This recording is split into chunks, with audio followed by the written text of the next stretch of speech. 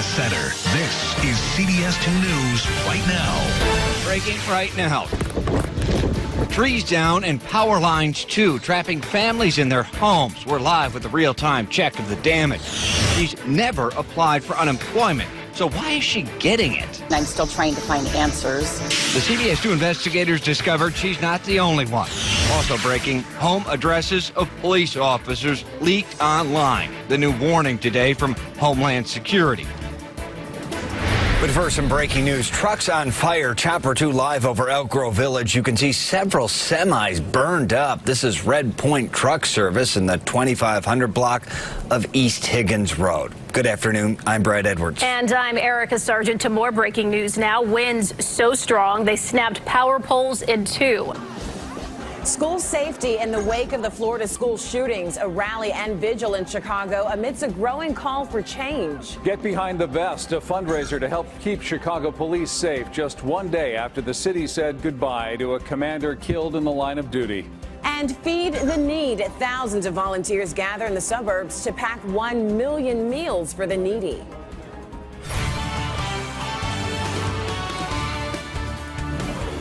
Good evening. Thank you for being with us. I'm Michelle Relaford. And I'm Dick Johnson. And right now, a call for change after the deadly school shootings in Florida.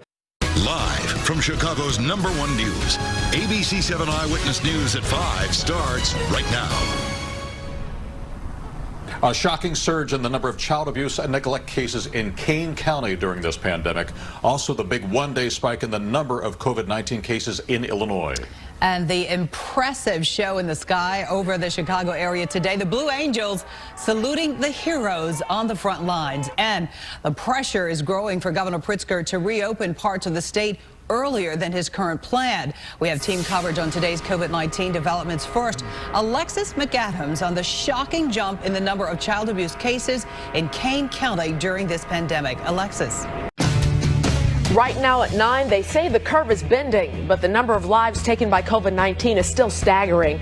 Another Chicago firefighter has died from the virus, and the number of positive cases continues to climb across the state. The pandemic is pillaging Illinois' budget. Now Governor Pritzker is projecting a multi-billion-dollar shortfall and laying out his proposal to fill that gap.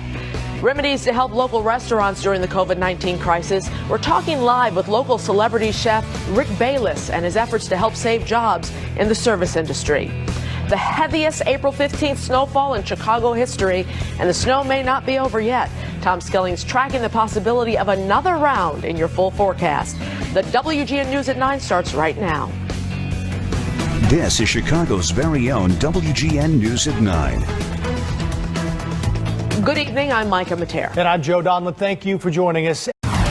Right now at 9, did long hours at work cause a tragedy? It's a lot of stress for officers. Some handle it better than others. Late developments about the death of a police officer inside his home. No kneeling allowed. Explosive comments to officers from the head of Chicago's police union. A plea for action. It is on you to make sure his death is not in vain. George Floyd's brother and his emotional testimony to Congress. Back in business, Chicago's biggest tourist attraction opens the gates. And her spirit leg, how a 5-year-old girl now has a new lease on life. Fox 32 News starts now. Good evening. Thank you for joining us tonight. I'm Dawn Hasbrook. And I'm Corey McFerrin. Tonight we are learning tragic new details about the officer who died in a carbon monoxide leak in Albany Park.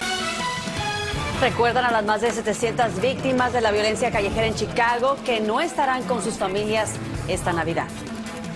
Además, surgen nuevos e insólitos detalles. Denuncian que más niñas habrían sido víctimas de abuso sexual por parte de un entrenador de gimnasia de los suburbios.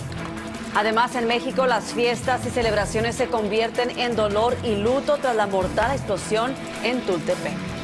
Y esto sí es el verdadero amor al deporte. Estos intrépidos surfistas desafían el free extreme con tal de correr las olas del lago Michigan.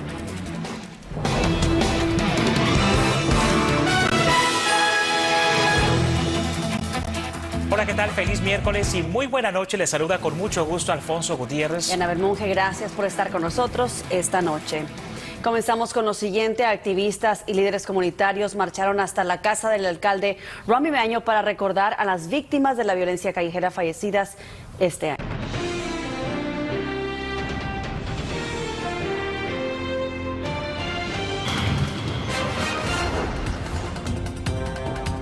Amigos, comenzamos con una alerta local debido a un incendio que consume un edificio en el noroeste de la ciudad. El siniestro ocurre en el 3051 Oeste Irving Park Road, donde los bomberos intentan sofocar las llamas que han causado severos daños al inmueble. Por el momento no hay reporte de heridos ni desplazados por el fuego, cuya causa eventualmente va a ser investigada por las autoridades. Muy buenas tardes, les saluda con mucho gusto Enrique Rodríguez. Y Erika Maldonado, gracias por su sintonía. Esta tarde, las presuntas asesinas de Marlene Ochoa comparecieron otra vez en corte. Ahí también estaba el viudo de Marlene y sus abogados, que tuvieron fuertes palabras sobre